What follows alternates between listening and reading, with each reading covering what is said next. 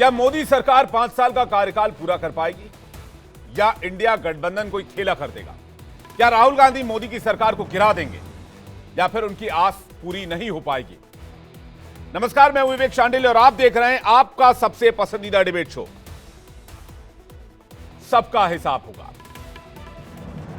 आज राहुल गांधी ने अपने बर्थडे पर एक ऐसा जुबानी बम फोड़ा कि देश के सियासत में भूचाल आ गया। राहुल गांधी ने एक इंटरव्यू में कहा कि मोदी सरकार कमजोर है और अगर मौका मिलेगा तो सरकार चली जाएगी। यही नहीं, राहुल ने यह भी दावा किया कि एनडीए और बीजेपी के कई नेता उनके संपर्क में हैं। अब राहुल गांधी के बयान पर बहस छिड़ गई है कि कांग्रेस के कॉन्फिडेंस की वजह क्या है, वो कौन कौन से नेता हैं जो राहुल गांधी के संपर्क में हैं, या फिर राहुल गांधी ये बयान मॉनसून सत्र को लेकर या फिर मॉनसून सत्र को देखते हुए दे रहे हैं जिससे कि मोदी सरकार पर, एनडीए की गवर्नमेंट पर संसद सत्र से पहले प्रेशर बनाया जा सके। लेकिन जब से मोदी तीसरी बार देश के प्रधानमंत्री बने, इंडिया गठबंधन के नेता लगातार यह दावा कर रहे हैं कि मोदी सरकार बैसाखी वाली सरकार है और यह सरकार 5 साल पूरा नहीं कर पाएगी। अब जब राहुल गांधी ने बयान दिया है तो लाजिमी है इस पर चर्चा होगी, डिबेट होगी, बात होगी। तो राहुल गांधी के इसी बड़े बयान पर आज की बड़ी डिबेट, क्या वाकई राहुल के दावे में दम है या फिर राहुल गांधी प्रेशर पॉलिटिक्स कर रहे हैं? राहुल गांधी ने बयान क्यों दिया, इसके मायने क्या हैं, इसी पर डिबेट करेंगे। सवाल आपके सामने रख रहे हैं। पहला सवाल, क्या राहुल गांधी वाकई मोदी सरकार गिरा देंगे? क्योंकि जिस तरह से वो दावा कर रहे हैं कि कई नेता उनके संपर्क में हैं, तो क्या वो पहले 6 महीने का इंतजार कर रहे हैं? राहुल गांधी के दावे में आखिर कितना दम है? और अगर राहुल गांधी के दावे में दम है तो एनडीए के कौन कौन से नेता राहुल के संपर्क में हैं जिसके बारे में राहुल गांधी कह रहे हैं? आप सभी मेहमानों का बहुत बहुत स्वागत है आज की डिबेट में। शुरुआत में आकाश यादव जी आपसे कर रहा हूं, अगर आपको आवाज आ पा रही है तो मैं आपसे जानना चाहूंगा राहुल गांधी के बयान के पीछे की क्या हकीकत हो सकती है या फिर उनके दावे की वजह क्या हो सकती है? क्योंकि सरकार गठन के या यूं कहें कि नतीजे के अगले दिन से बार बार यह कहा जा रहा है कि सरकार बैसाखी पर है, बैसाखी पर है, बैसाखी पर है।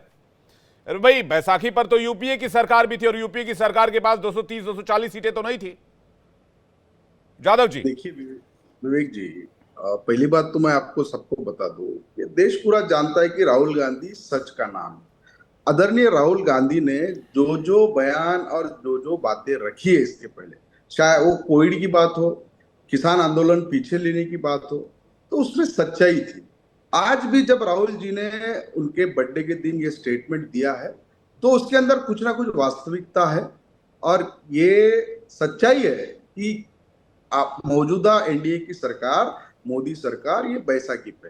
देखिए, नीतीश कुमार जी हो या चंद्रबाबू हो और जो भी विपक्ष अपक्ष के जो इंडिपेंडेंट सांसदों का उनको ये मिला है, इसके अंदर कहीं ना कहीं वैचारिक रूप से इनके मतभेद पहले से रहे हैं।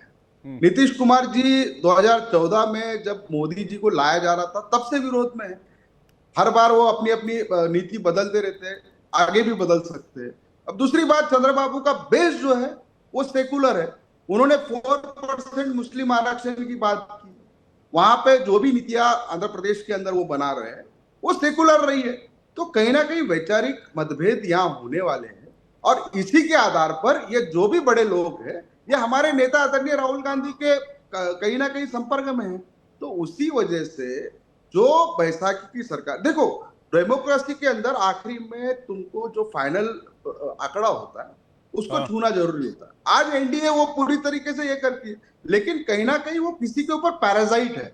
आज वो पूरी तरीके से खुद का जो नारा देते थे, हम 400 पार होंगे, 303 है या ये है, आज वो जो अल्टीमेट जो मैजिक फिगर आप मेजॉरिटी की सरकार दे देंगे? आप टीडीपी और जेडीयू आपके साथ आ जाएगी तो मेजॉरिटी की सरकार दे देंगे, ये बताना चाह रहे हैं?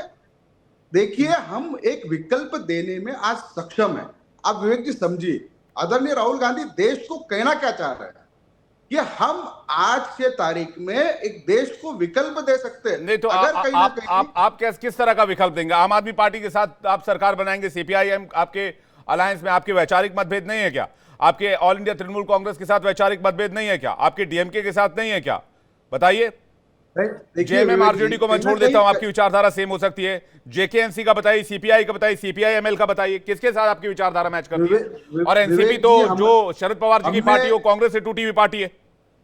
हमने इंडिया अलायंस जब बनाई, तो इंडिया अलायंस का बेसिक जो ये था कि जो मोदी की तानाशाही सरकार है, जिस तरीके से लोकतांत्रिक प्रक्रिया से मोदी सरकार चलाते हैं, डेमोक्रेसी को बचाना ये सबसे बड़ा ये चुनाव इंडिया अलायंस का मेन एजेंडा था। उसी एजेंडा को आगे लेते हुए जो लोग जुड़ेंगे, अगर मोदी जी वही तानाशाही रुख अपनाते हैं, यहाँ के किसानों को, यहाँ के मजदूरों को, यहाँ के आम आदमी पे वही जुल्म अगर ढाते हैं, यहाँ के SC ST OBC के ऊपर आरक्षण के लिए उनका ये करते हैं, तो कहीं ना कहीं मोदी सरकार को एक मजबूत विकल्प देने बगैर के लिए आप आज मजबूत आप विकल्प लोग कहां आप से फिर देंगे? मैं तो वही डेमोक्रेटिक जानना कर चाह रहा रहे हूं ना हैं। आकाश यादव जी।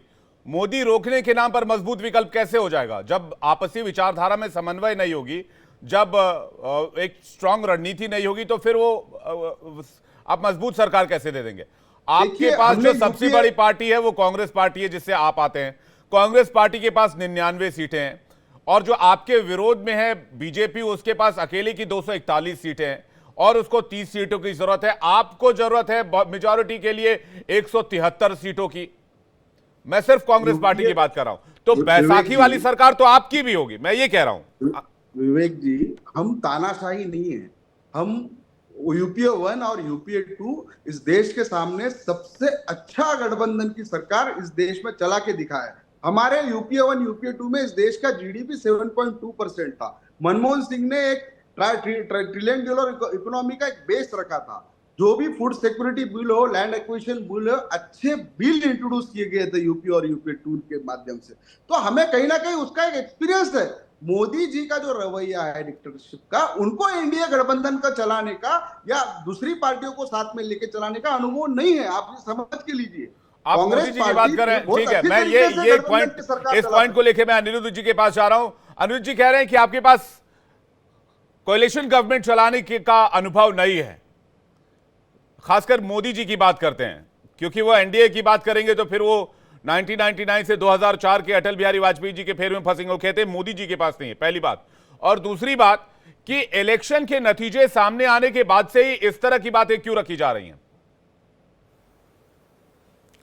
विवेक भाई, 2014 जनवरी के बाद में राहुल गांधी जी एक सिंगल इंटरव्यू देने की क्षमता नहीं रखते हैं। वो कहीं जाएंगे घूमते फिरते, कहीं किसी पेपर को इंटरव्यू दे देंगे, उसके बाद उस पर इतना बड़ा तूफान आया कि आज पता चला कि हमने देखा अकबर रोड पे तो गाड़ियां उड़ने लग गई थी, इतना बड़ा तूफान आ गया था। ये अक्सर संसद में भी बोलते थे या भूकंप आ जाएगा, तो ऐसे इनका तूफान भी आता रहता है। 1989 के बाद में कांग्रेस को कभी पूर्ण बहुमत छोड़िए, इनकी सीटें 200 के आसपास जल्दी से नहीं पहुंच पाती थी। 2004 और 2014 में जाने के बाद में 2014 और 2019 आते आते इनके पास में किसी तरीके से इनको अपोजिशन की लीडर का सीट की नंबर कहीं किसी तरीके से इनको मिला, नहीं तो लीडर ऑफ अपोजिशन के लायक इनके पास नंबर नहीं रहा करता था। उसमें ये फुदक रहे, ये 5 साल केवल फुदकते रहेंगे। कभी ईवीएम का नाम लेंगे, कभी इनका नाम लेंगे, कोलेशन में ये हो गया, उनके साथ ये हो गया। अरे ये सोचो ना, चुनाव आपका जैसे खत्म हुआ, आम आदमी पार्टी ने साफ साफ कह दिया कि हरियाणा और दिल्ली में आपके साथ चुनाव हम नहीं लड़ेंगे, क्योंकि ये हमारा गठबंधन इनके साथ था। ममता बनर्जी क्या पश्चिम बंगाल में इनको मानेंगी अपना लीडर, जो पश्चिम बंगाल में अधीर रंजन चौधरी को चुनाव हरवा देते हैं और उनको पूछते नहीं है। ये केवल इनका क्या है कि अब वहां पे वायनाड में जब कांग्रेस वहां पे जाती है तो वहां पे कम्युनिस्ट पार्टी के साथ, कम्युनिस्ट पार्टी के विरोध चुनाव लड़ते हैं, और उसके बाद में यहां पे ममता बनर्जी के खिलाफ में कम्युनिस्ट पार्टी के साथ लड़ते हैं और प्रियंका वाड्रा को जिताने की बात करते हैं। वहां पे इनके पास में कोई और कांग्रेस का नेता, ये किस तरीके डेमोक्रेसी की बात कर रहे हैं? अपने ही पार्टी के अंदर आकाश जाधव को नेता बना के वायनाड से चुनाव लड़वा देते, जब प्रियंका वाड्रा क्या कहते हैं मुरादाबाद से जा सकती, तो केरल के पास में महाराष्ट्र है, आकाश जाधव को भेज देते। लेकिन समस्या उनके यहां यही सारी चीजें चल रही हैं। तो ये 5 साल तक विवेक भाई खूब जबरदस्त ये डिबेट करने का टॉपिक डेली मिलता रहेगा, कभी ईवीएम में, कभी इनमें। ये टाइम पास, ये लोग बिगड़े हुए शहजादे हैं। जैसे कोई बच्चा होता है ना, क्लास के अंदर आता है तो उसको पता चलता किसी से ग्रेस मार्क मिल गया, 33 मार्क नहीं, लेकिन तो गया वहां पे कि लीडर ऑफ अपोजिशन का लीडर। अनिरुद्ध जी, ऐसा तो नहीं है कि नीतीश बाबू ने आपका हाथ नहीं छोड़ा? ऐसा तो नहीं है कि टीडीपी के नेता आपके साथ आपका साथ छोड़कर नहीं गए? ऐसा नहीं है ना कि शिवसेना आपका साथ छोड़कर नहीं गई?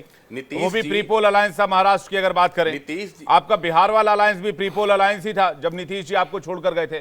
तो संभावनाएं तो खत्म नहीं होती राजनीति में। मैं बार बार यही कहता हूं, असीमित संभावनाएं होती है, तो यहां भी संभावना है। लेकिन राहुल जी का यह दावा कि उनके संपर्क में एनडीए के कई नेता हैं, इसका क्या जवाब देंगे आप? विवेक जी, बड़ा अच्छा बोला आपने कि संभावनाओं का खेल है राजनीति में। तो इंडी अलायंस में भी टूट संभव हो सकती है अगर यही संभावनाएं चलेंगी। तो ऐसा तो है नहीं कि सब तरफ क्या कहते हैं इनके यहाँ अच्छा है। तो कई अच्छा, कई मतलब आप कह रहे हैं कि नहीं बोली जाती, मतलब आप कह रहे हैं कि बीजेपी मेजॉरिटी में आ जाएगी इंडी अलायंस में। भाई इंडी अलायंस में भी तो संभावनाओं का खेल है, कौन किसके साथ कब तक रहेगा राम जाने, ये लोग कब तक साथ रहेंगे, किसके साथ रहेंगे। तो ये ऐसा है कि 5 साल तक, अब ये 2029 तक यही काम करते रहेंगे। कभी ईवीएम का काम करेंगे, कभी इनका, अभी डेली इनका रोना चलेगा। ये अपने को, अरे भैया आप 99 पे आए हैं, 99 के फेरे में जो उलझ गया ना वो फंस जाता है। ये तो एक कहावत है कि 99 के फेरे में जो उलझा वो फंस जाता है। अरे आप लीडर ऑफ अपोजिशन बन के बढ़िया एक अच्छे प्रतिपक्ष की भूमिका निभाइए, तब तो जनता आपको समझे। आप उसमें उलझे रहे हैं, आप 75 दिन तक चुनाव। ठीक है, मैं प्रेम कुमार जी के पास जा रहा हूं। प्रेम कुमार जी, बीजेपी कह रही है टूट अगर इधर हो सकती है तो उधर क्यों नहीं हो सकती? अगर राजनीति संभावनाओं का खेल है, बीजेपी कल को हो सकता है मेजॉरिटी में आ जाए। अगर राजनीति संभावनाओं का खेल है, बीजेपी हो सकता है कि एनडीए हो सकता है 350 के पार चली जाए। अगर राजनीति संभावनाओं का खेल है, सिर्फ राहुल गांधी के बयान से ही संभावनाएं क्यों देखी जा रही है? हाँ, बिल्कुल विवेक जी सही कह रहे हैं, अनिरुद्ध जी, कि संभावनाएं तो दोनों तरफ से खुली हुई हैं। लेकिन ये चीजें स्थिर कब होती हैं, कोई भी सरकार स्थिर कब होती है? जब उनके पास एक कॉमन मिनिमम एजेंडा होता है, जिस पर एक सहमति होती है, उसके आधार पर सरकार चलती है। आज एनडीए सरकार के पास कॉमन मिनिमम एजेंडा नहीं है।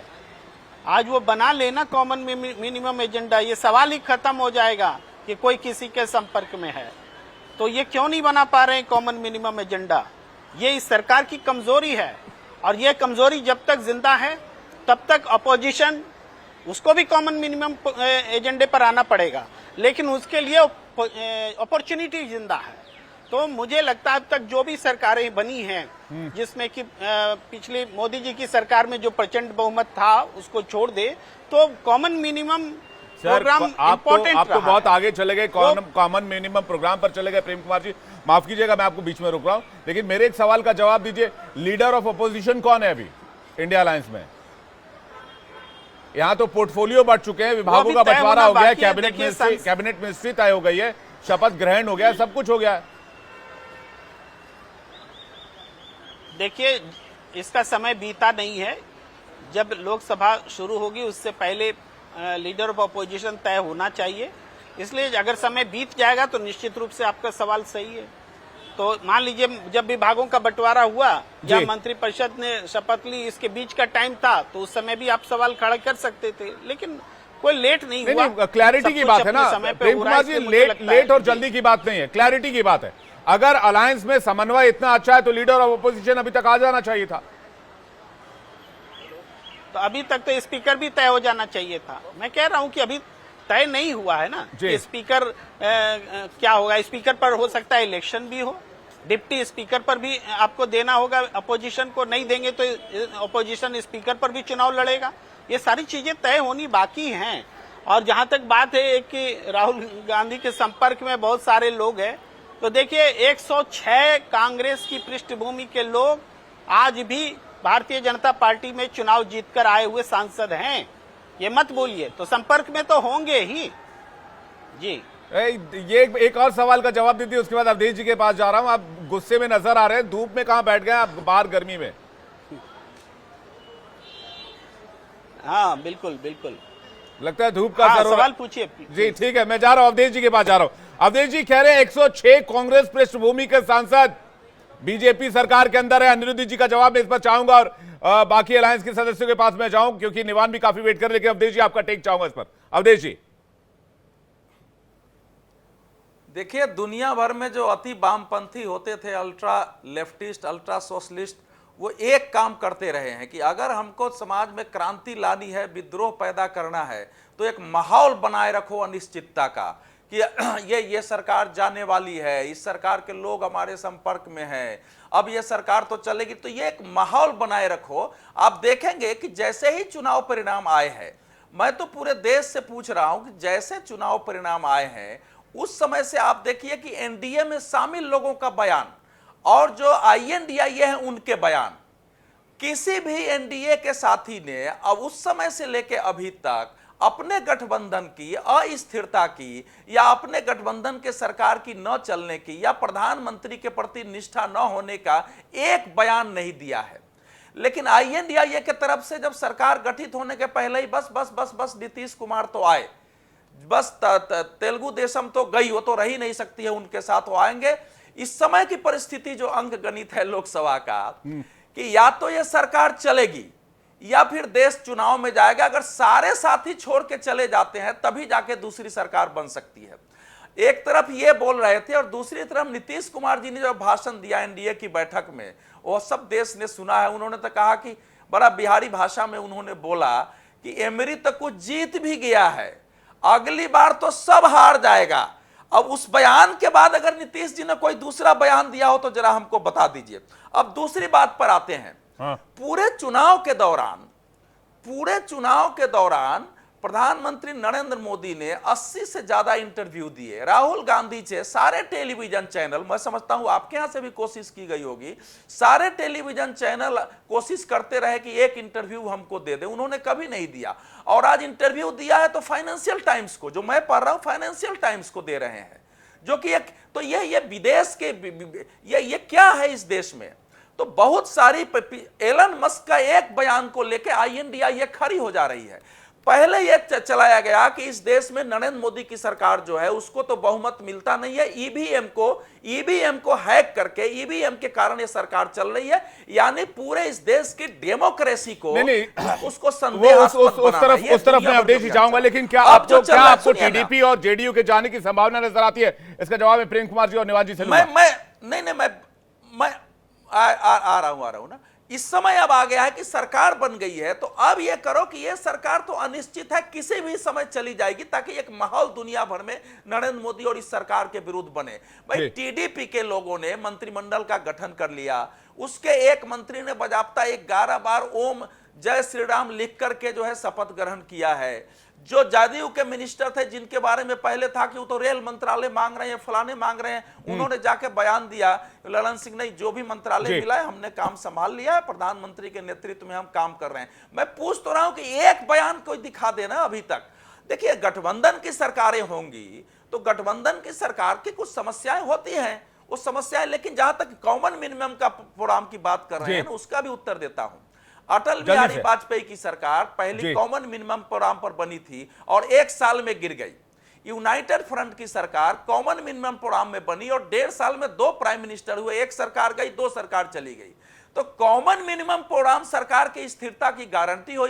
अगर साथी दलों ने कॉमन मिनिमम प्रोग्राम नहीं माना है तो यह एनडीए की मजबूती को दिखाता है कि प्रधानमंत्री ने जो एजेंडा रखा है 2047 का, अगले 5 साल का, अगले 3 साल का, 120 दिनों मतलब का, आप स्कोप नहीं देख रहे हैं, साथियों ने स्वीकार किया है और उसके आधार पर कर रहे हैं। आप स्कोप नहीं देख रहे हैं। इंडिया अलायंस को बाइस्कोप से नजर आ रहा है कि सरकार में पेच फंसा हुआ है और ये सरकार गिर सकती है। निवान जी भी यही बोलेंगे, मैं निवान जी के पास जाऊंगा। तो बाइस्कोप में एक ही फिल्म चल रही है, बाइस्कोप होता था, बाइस्कोप जानते होंगे अवधेश जी, आप, कई मेरे दर्शक भी बाइस्कोप जानते होंगे, निवान जी को पता नहीं बाइस्कोप जानते नहीं जानते।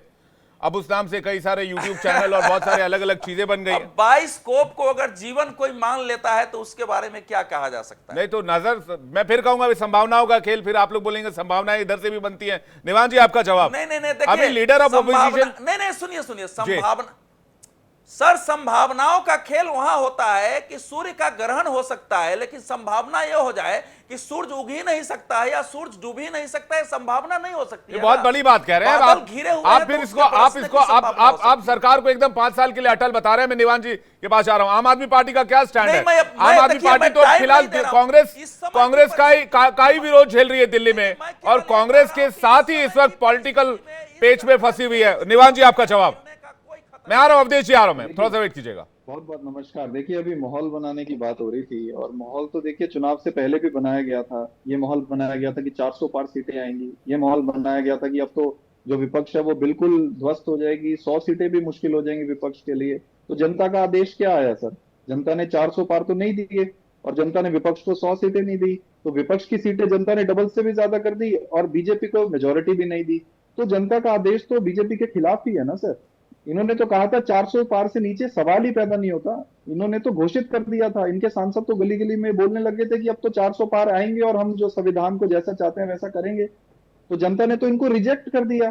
तो अब ये जो एक तरह से माहौल बनाने में कामयाब हो गए थे मीडिया में, और एक तरह से इन्होंने जो एग्जिट पोल्स में माहौल बनाने की कोशिश करी थी, वो सब बिल्कुल नस्तो नाबूद हो गया, वो बिल्कुल रिजेक्ट हो गया। जनता ने उसके एब्सोल्युटली ऑपोजिट दिया है डिसीजन। तो ये डिसीजन आने के बाद बहुत बड़ा सेटबैक है बीजेपी के लिए। चाहे वो जितना मर्जी अब एनडीए सरकार कहते रहे, लेकिन वो मोदी सरकार पे ही चुनाव लड़े थे। मोदी सरकार अभी नहीं है, अभी एनडीए पर आना पड़ा है। और एनडीए सरकार कब तक इनकी रहेगी? अब इनके आपके कारनामे देख लीजिए, क्या ये अभी सुधरे हैं? बिल्कुल नहीं। आप नीट एग्जाम देख लीजिए, किस तरह से 4 जून को रिजल्ट आया। लेकिन मोदी सरकार ही कही जाएगी निवान जी।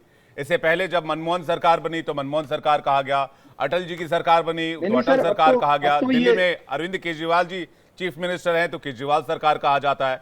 तो वो मोदी सरकार के नाम से जाना जाएगा। लेकिन मुझे पॉइंट वाली बात बताइए जो मैं जानना चाह रहा हूं। निवान भाई सुनिए ना मेरी बात, मैं ये जानना चाह रहा हूं आप लोगों ने कितनी बैठकें की, इंडिया अलायंस ने कितनी बार बैठक की लीडर ऑफ ओपोजिशन चुनने के लिए? इस इलेक्शन के बाद कितनी बार कोऑर्डिनेशन कमेटी की बैठक हुई? क्या डेवलपमेंट्स हुए? लोगों की दिलचस्पी इसमें है या बस ये कयास लगाए जा रहे हैं कि भाई टीडीपी और जेडीयू हमारे साथ आ जाए बस हमारा काम बन जाएगा? नहीं, बिल्कुल ऐसा नहीं है। देखिए, चुनाव से पहले भी ये आंकलन सब लग रहे थे कि इंडिया अलायंस की बैठकें नहीं हो रही, एक 1-on-1 सीट नहीं हो पाएगा, लेकिन सब कुछ हुआ, सब डिसीजंस हुए। जैसे अभी मेरे से पहले सीनियर एक विश्लेषक हैं, उन्होंने कहा कि समय आने पर ही सही निर्णय लिए जाएंगे, वही समय आने पर सही निर्णय लिए जाएंगे। इंडिया अलायंस पूरी तरह से कोऑर्डिनेशन में है और हमारी पूरी मीटिंग्स हो रही हैं, जिस चीज पर रिक्वायर्ड है हम कर रहे हैं। हमारी नजर इस समय इस सरकार पर है जो पूरी तरह से उसी ट्रैक पर वापस आ गई है जहां वो पहले थी। एग्जाम के पेपर्स लीक हो रहे हैं, लाखों करोड़ों बच्चों का भविष्य अंधकार में है। उसके बाद ये बैक टू बैक आप हरियाणा में देख लीजिए, दिल्ली के लोगों का पानी जबरदस्ती रोका जा रहा है। और उसपे आपने अच्छा पॉइंट दिया निवान जी। सिर्फ आम आदमी पार्टी के नेता जंतर मंतर पर क्यों प्रदर्शन कर रहे हैं? नीट का मामला क्या सिर्फ आम आदमी पार्टी के नेताओं से जुड़ा हुआ है? नीट का मामला क्या अदर विपक्षी दलों के साथ नहीं जुड़ा हुआ है? आप बताइए मुझे, कोई और पार्टी प्रोटेस्ट कर रही हो नीट के लिए सरकार के खिलाफ या फिर एजुकेशन मिनिस्टर के खिलाफ इस तरह का कोई प्रोटेस्ट चल रहा हो?